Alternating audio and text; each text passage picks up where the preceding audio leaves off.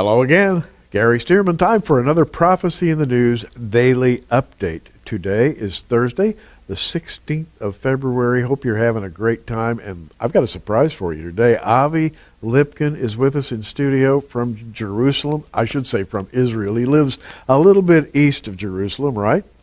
Yes, about halfway to the Dead Sea. About halfway to the Dead Sea. In the middle of the Judean desert, somewhere along where David was running around fleeing from Saul.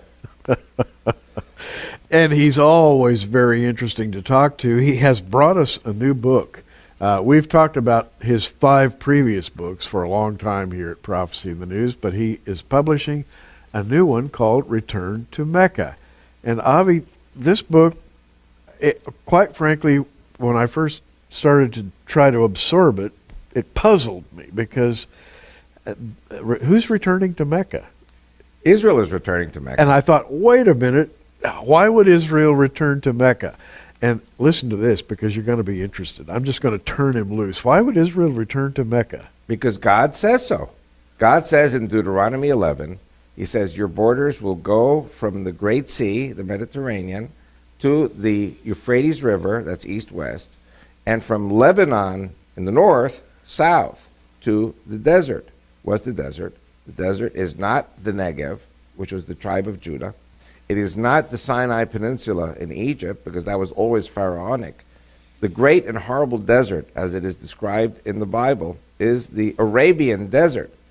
And what this book shows is that the children of Israel spent 38 or almost, close to 40 years in the Arabian desert in their wanderings before they turned north. Deuteronomy 2, verse 2 says, enough being encompassed around this mountain, Mount Sinai, head north to the land of the Amorites. And so that's going to be our new border. And that would have included the areas now known as Mecca and Medina. Correct. And so they actually set foot on this soil. Wherever your feet will tread will be yours. And I was going to have you talk about that, because that's a promise that God made to Israel, wherever your foot shall touch the ground. And by the way, I think people are beginning to learn, finally, and it's been a slow process, they're beginning to learn that Mount Sinai is not in the Sinai Peninsula. It's in what used to be called the land of Midian, over on the eastern shore of the Red Sea, not far, I guess, from the Gulf of Eilat, and then moving on inland to contemporary Mecca and Medina. The feet of the Israelites